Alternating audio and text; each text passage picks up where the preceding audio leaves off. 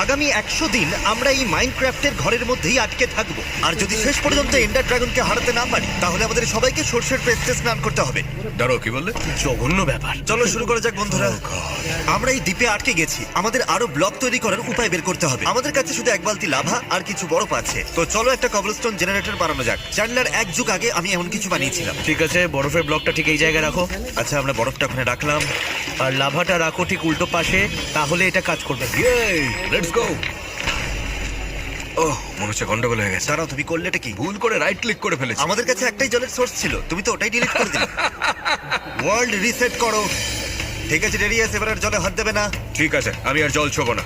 আগামী 100 দিন অর্থাৎ 17 ঘন্টা আমরা এই ঘরেই খাবো, ঘুমাবো আর থাকবো, যাতে ড্রাগনের সাথে লড়ার সব রসদ জোগাড় করতে পারে। কারণ একবার দা এন্ডে ঢুকলে আমরা হার্ডকোর মোডে চলে যাব, তখন একবার মরলে সব শেষ।